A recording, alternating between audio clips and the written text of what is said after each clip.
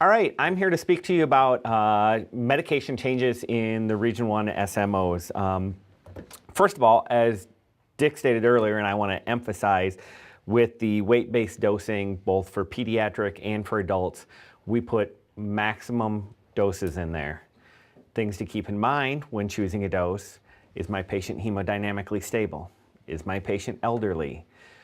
Do they have a tolerance to a medication? Do they have no tolerance to a medication? Am I giving an 86-year-old fentanyl for the first time? So those are all things that I want you to consider when making decisions in this process. About the medications, each medication is color-coded. There's a separate table of contents for BLS, ILS, and ALS providers. And there's also a section for each medication that'll be in that section. We'll just look at amiodarone, yet another medication on shortage for our start, so that'll kind of date us. For the amiodarone, there's a couple of sections. First, the section will be the classification, which will discuss what class of medication is for. Then it'll talk about actions, how the medication works. Then after that will be indications, what you should be using it for on the SMOs. Any contraindications should be listed, and then adverse reactions. Now this is going to be in the electronic version. This won't be in the flip card section. A little bit more also on amiodarone. You'll see both adult dosing, if indicated, pediatric dosing will be indicated, package information. So what we would like you to receive from all the hospitals in the region. This would be our preferred package. Obviously that changes from different hospitals, and it also may change as shortages affect what we can get from different facilities. It also should talk about the onset, duration. There will be a section on pregnancy, safety, precautions, again, use in the SMO, and then finally will be navigation down at the bottom of the formulary. BLS, I don't think we have a lot of changes here. Albuterol, Duoneb, remember Duoneb's really only indicated for adult patients, not for pediatric patients. Aspirin, Epi, auto-injectors, glucagon, Narcan, nitroglycerin, and oral glucose are all approved for that group. ILS and ALS medications, you'll see the big change here will be D10. And with D10, there's a dosing chart in the flip chart that tells you what dose for all the dextrose formulations. That will be very useful. So if you want to use that D10 for that pediatric patient or that neonate, or you had a delivery and you want to give some D10, all that dosing's in there for that scenario. And if you, as Richard said, have somebody that has fragile veins, you want to use D10 rather than some administrations of D50, you'll have that option also. Fentanyl has been added, both intranasal and IV administration. I think we also have that as IM administration. Ketorolac, we've got built as a lower dose. There's a very good study with lower dosing being just as effective in pre-hospital setting as higher dose, and we'll touch on each of these drugs a little bit later as we go on. And then the rest of the standard medications. ALS-only medications, the entire list. Calcium gluconate will be adding, etomidate for approved providers. Ketamine both is in both sections actually. It's ketamine for delirium and agitation, and it also can be used as a pre-medication. Those will be two separate formulations of ketamine, and that will be something very important to consider. Mag sulfate, methylpred, metoprolol, and then we have a variety of paralytics. We're going to improve all three because all three have been on shortage quite a bit in the last few years, and the tranexamic acid will be another product that's been approved. Just to go through some of the appendices. The first one, which is in the back of the flip book, it actually talks about approved substitutes. So when we have that shortage of Zofran, we can go to alternate 1.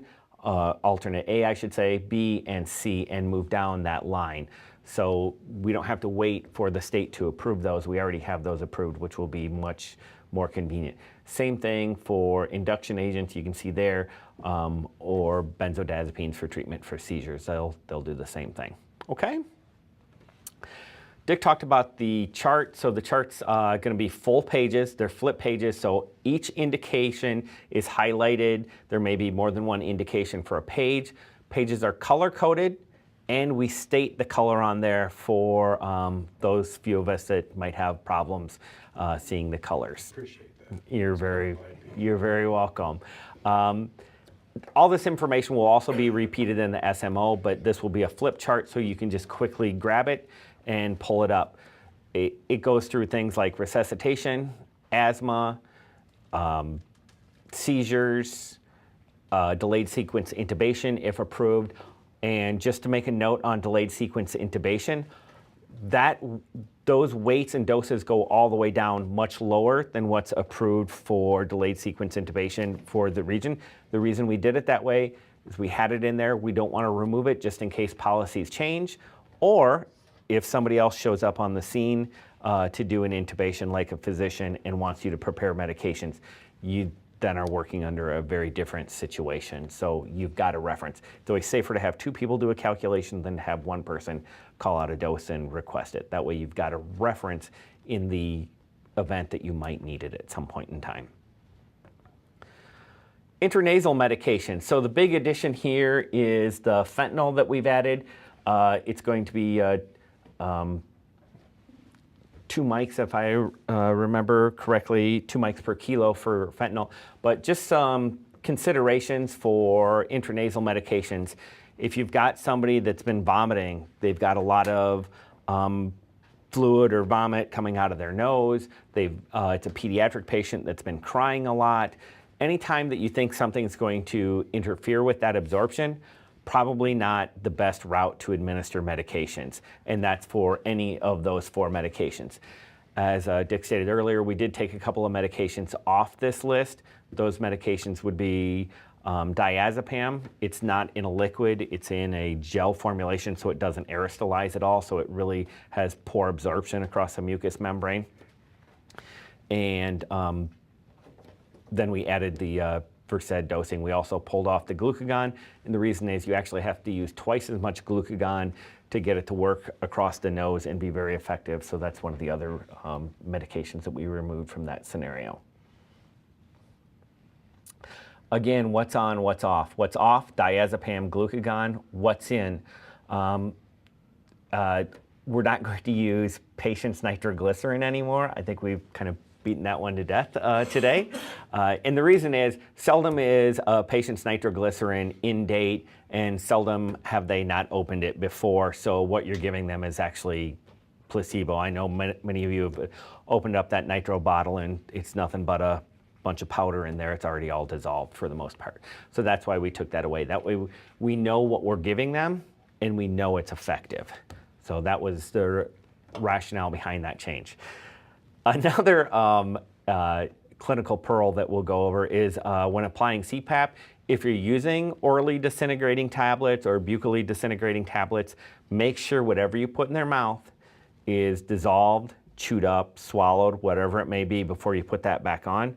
It goes over really poorly when it ends up in the patient's lungs. So just a consideration to keep in mind. Zofran may be administered prior to any pain medication, and I'll probably beat this one a few times too. Zofran works best on ondansetron when given prior to nausea and vomiting. If you use it afterwards, it's not going to be effective. As that's been changed into the new protocol, you can use it more routinely now. So I would advise, if you think you're going to give a pain medication, probably ought to get the Zofran on board 2 to 3 minutes ahead, maybe even 4 to 5. All right. BLS providers may also give nitroglycerin and IM medications as approved on the list. So we'll take a look at that in some places. New medication information. Just to go over a couple of things, fentanyl can be administered as part of the pain management SMO, and it's also an alternative to morphine in narrow complex tachycardia. Other thing to consider for fentanyl is to keep in mind that this would be a really good alternative for that fairly unstable trauma patient that's experiencing a lot of pain. You'll get a little bit less hypotension, and even if you do get some of that hypotension, this medication sticks around for a lot shorter period of time. Not maybe the best medication if you're transporting for an hour transport, but if you've got a fairly short transport, this is a much preferred medication in most trauma services now. It's considerably more potent than morphine, 100 times more potent, and we can give it IV, IO, intranasal, or IM. Keep in mind, when you give something IM, you give it intranasal, it takes it longer to work, it takes it longer to get across that, it takes it longer to absorb from an IM source, so it will just change some of those attributes. It needs to be pushed slowly and has respiratory depression associated with it. So just some things to keep in mind. Slow IV push with this medication. And I think most of us now have vials of this medication for the short term. This medication's also on shortage now, so that's why we've got this and multiple other medications approved for pain management. Intranasal dosing requires adjustment and should be administered in just one nair if the volume allows for that. Also, keep in mind you should probably have some Narcan available, which everybody does, just in case you start using this medication and they have a bit of a reaction. Fentanyl, morphine, and a couple of our other products are going to have to be exchanged on a 222 form. So if you use it and don't get it replaced, it's a little bit more difficult of a process to get that exchanged out of certain hospitals. So. Ketorolac, general information on Ketorolac. The first thing I'll say is if you've got somebody that you think is going to be having some surgery, probably not the best medication. Many of the surgeons in the region have expressed some concerns with this medication when given in the emergency department setting, that the patients, and I'll use the term, become a little bit more oozy. So they leak a little bit more. So just something to keep in mind. I think that's a medical term. I'm sure it is. Surgeons use that one all the time, oozy. Just keep that in mind. We also went low on the dose for this. You can repeat the dose, if I remember right, you can repeat the dose in 10 minutes per our protocol. So we preferred the 15 per 1 syringe. That way you give a dose, then you're gonna get another syringe and give another dose. That way, if it's not the 30 milligram per ml syringe, so you don't give the whole dose at the one time. That's why we split this and use the lower dose. And like I stated earlier, this medication actually has been shown at lower doses to be just effective as higher doses, at least in the pre-hospital setting. It's been very good. And like I said, it may increase bleeding time. And it's a NSAID, so if you have somebody with an aspirin allergy or an NSAID allergy, this is something that you're not going to use. I will mention that it's also contraindicated in pregnancy, so make sure you either know the status of the patient, and if you don't know it, this is not going to be a medication that you're going to want to use. All right?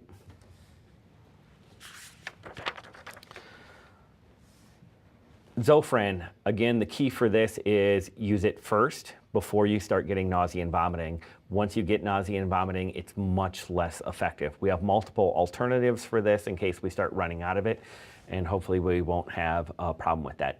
Most of the adverse events associated with this medication are with very high doses used for chemotherapy or prior to chemotherapy, doses as high as 32 milligrams when administered rapidly. It has very few side effects when administered at low doses, 4 to 8 milligrams in the emergency department, the pre-hospital setting. There's usually not near as many problems with it. And we carry 2 formulations for this. We carry IV and the orally disintegrating tablets, so you can select either. For pediatric patients, the dose is 0.1 to 0.15 milligrams per kilogram. That's listed in the profile for you guys, so you don't have to find that, but that's within the flip chart to make it much easier for you. Calcium gluconate. Calcium gluconate has a lot of indications now, so keep in mind asystole, PEA, Crush syndrome, suspension trauma, excited delirium, adult VFib, AFib, or VFib, VTAC. It can also be used for a couple other things if we run out of options. So very good medication. You're going to push this one vial, which is going to be 1 gram, over 3 to 5 minutes when needed. There's also some additional indications for pediatric patients. The dosing is going to be 60 milligrams per kilogram. Etomidate.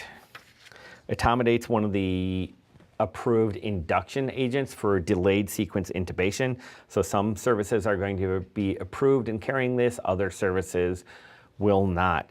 For adults, the dose that we have set is 0.2 mg per kg.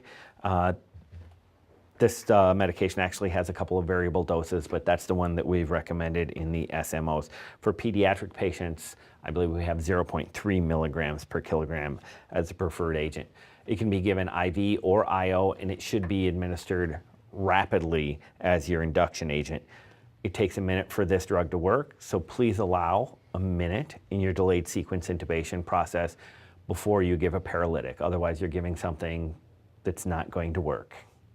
You just paralyze them without anything, and we would really like you to do that for your awake intubations. Ketamine. There are 2 different formulations for ketamine. The one that most services will be carrying, which is approved for, I believe, excited delirium and agitation, is going to be 100 milligrams per ml. That's to be administered IM only. If you're going to give it IV, it would have to be diluted. The reason for that is giving that high of a dose that rapidly is associated with respiratory depression and is associated with other adverse events. If you give the concentrated formulation rapidly, it's actually not approved to be given IV, and it's a contraindication for the FDA. The other groups who will be carrying the 10 milligrams per ml for induction, that'll be a more select group, and you'll have to be approved for that. That dose is given, it's pre-diluted, so you don't have to worry about it. You give it usually as a fairly rapid push over about 40 seconds to a minute. Things that you'll see with ketamine, no matter what dose formulation you give or how you give it, you'll often see increased heart rate and increased blood pressure. Some of the keys for using ketamine, the way patients go into a ketamine dose is usually the same way they come out of a ketamine dose. So if you can calm your patient down a little bit and start them working towards that process, when that ketamine starts wearing off, they'll come out often in a much better place than they went when they come out in a much better way than when they went in with that medication. Obviously, that's not always possible, but it's a nice consideration if you get some time to do it that way. All right. Mag sulfate. Mag sulfate is indicated for torsades de pointe, eclampsia, bronchoconstriction. The doses are set doses for all the adults. They're 2 grams, and they're delivered at different time points. For torsades, it can be 1 to 2 minutes or 5 to 10 minutes, depending on with or without a pulse. For eclampsia, it's given over 5 minutes. And for asthma exacerbation, bronchoconstriction, it's 2 grams over 20 minutes. So the dose is the same for adults, it's just how fast you're going to give it. Keep in mind that's not the total dose for eclampsia, but it's what you're going to carry so we can get you started with that. The other thing to consider with MAG is we're going to do a bag of it, which will be pre-diluted, so you'll no longer have to worry about diluting it. That's what we're recommending everybody carry. So you don't have to dilute it, which the 1 gram vials, which were in 2 mLs, you had to dilute prior to administration per ACLS guidelines. This will you'll no longer need that. Pediatric doses are all 50 mg per kg, and those are set up in the system already. We can go on. Methylprednisone. Methylprednisone is going to be a little bit different. It's a little bit different vial. If Dick's come out and talked to you about that than we've seen before. It's an AccuVial, so you actually activate the medication, you push down on the cap, it dilutes the medication, and then you'll draw it up. It's going to be 125 milligrams per 2 mLs.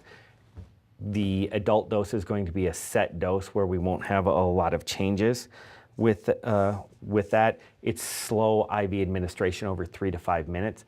With methylprednisolone, the key for that medication is it's going to be a slow IV push over 3 to 5 minutes.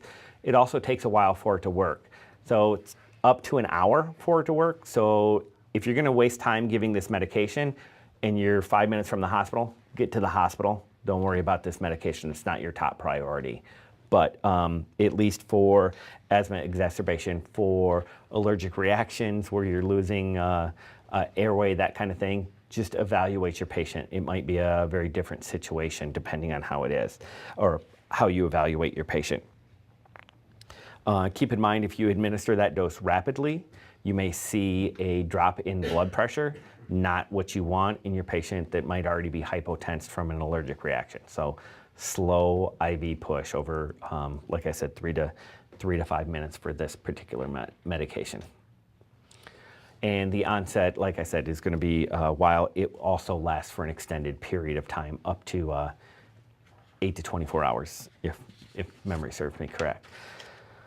Metoprolol, as we discussed earlier, absolute contraindications for this medication are known cocaine overdoses. What happens when you take beta blocker and cocaine? You get uncontrolled alpha escalation, and heart rate continues to escalate, and there's not really a good way to stop that. So absolute contraindication. Suspected or known cocaine administration is probably a reason not to give this one.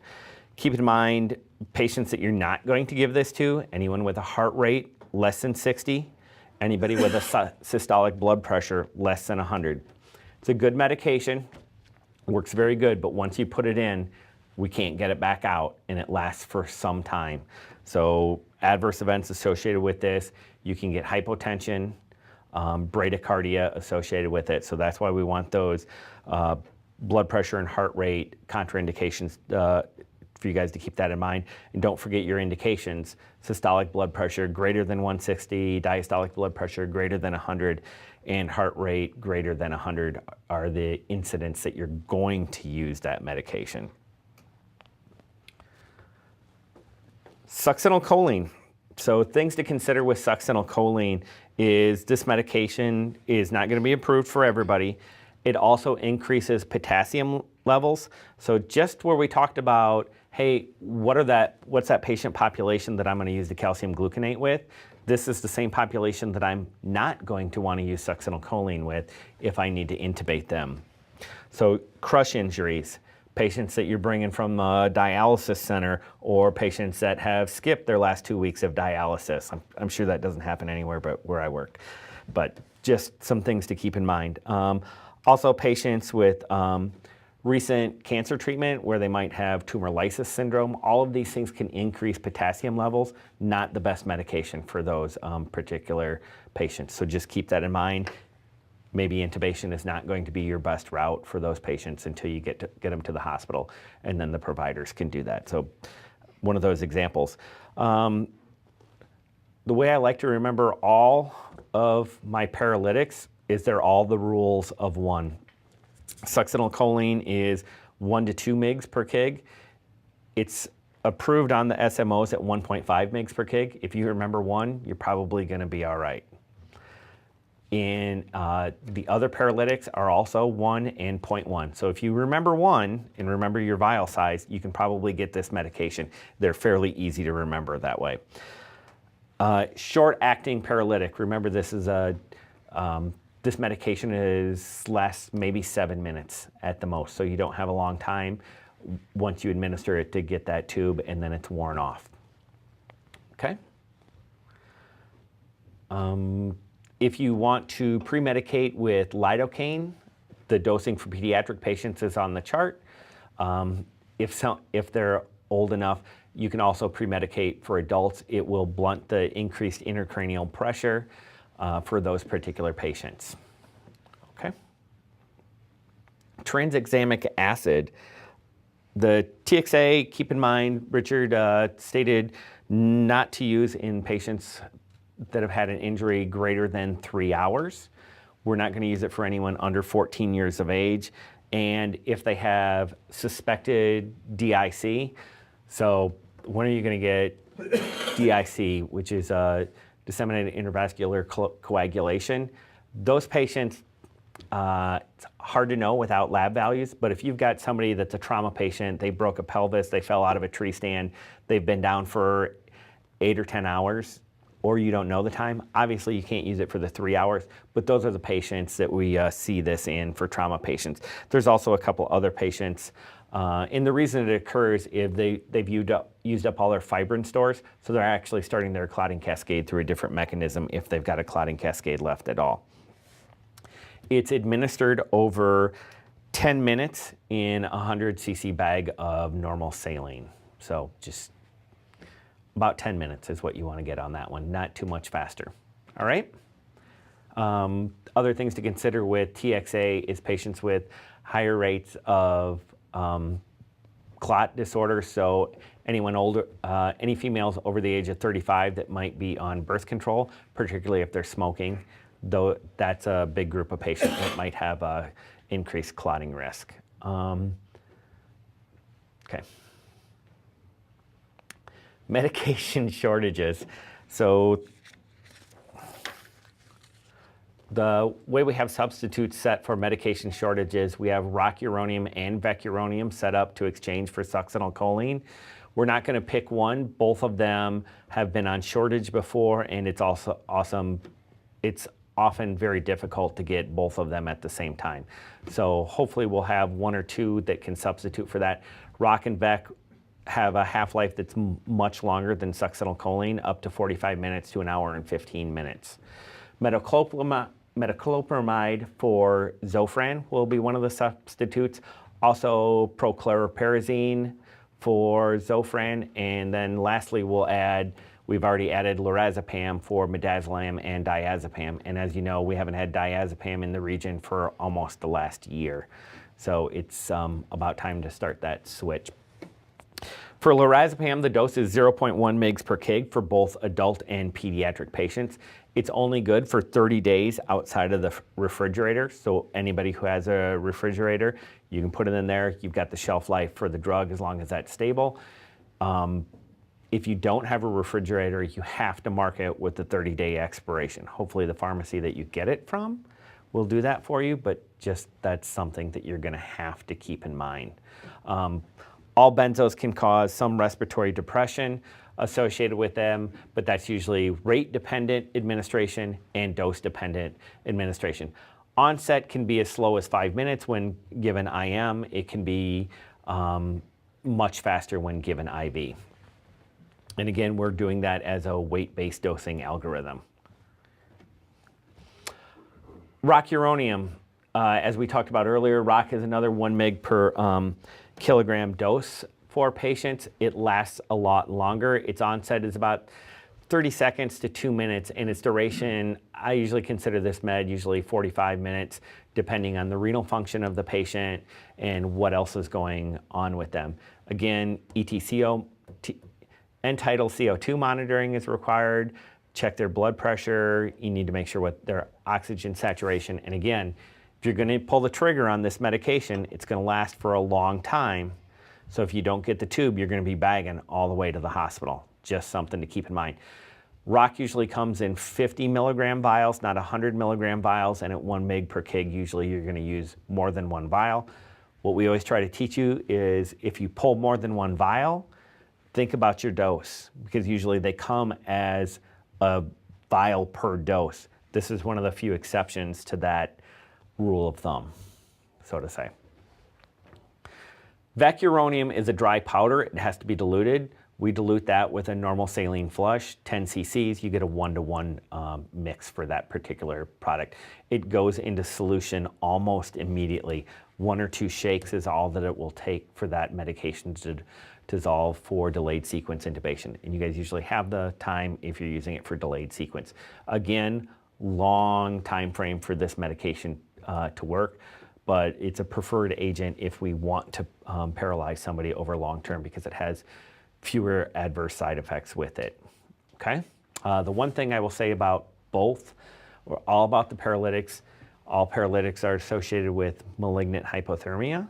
So keep in mind, if your patient's temperature starts going up rapidly, they've probably got that. That's something that you'll want to pass on immediately to your hospital that you're transferring the patient to, so they can be prepared to treat that particular adverse event. I've never had to see it, and hopefully I just didn't jinx myself. Metoclopramide we can use for a substitute for Zofran. Dose for metoclopramide is going to be 5 to 10 milligrams. For adults, again, older adults, you can use a lower dose. This medication has some sedation associated with it. So the standard dose we have in the SMO is 10 milligrams, but you can go lower on the dose. It takes a couple of minutes to work, and it works by changing the motility of the GI tract. It's not recommended for pediatric patients, so this will just be one of our adult substitutes. Prochlorperazine, which is Compazine, the dosing for pediatric patients is a little complex. It's 0.132 milligrams per kilo. So in case you guys want to remember that one, it's not easy. So I think you'd be pretty good with 0.1. You'd be just fine. But that's the official FDA approved indication. You want to give this as a slow IV push if you're going to use it that way. It can also be given IM. The dose that we have is 5 milligrams. So for your pediatric patients, I don't want you to go over 5 milligrams with that. Also causes some sedation. And this is related to Haldol for those of you who really, really want to know. Not to be confused with promethazine or Phenergan, which isn't approved, and that you may not give IV or sub-Q or anything else because it has adverse events associated with limb loss, gas gangrene, and a lot of other things. So this is the one we want, and it's very important not to get them mixed up. So always look at your medications that you're getting from your pharmacy. Some of the hospitals around here carry both, just something to be careful on. Everybody makes mistakes sometimes.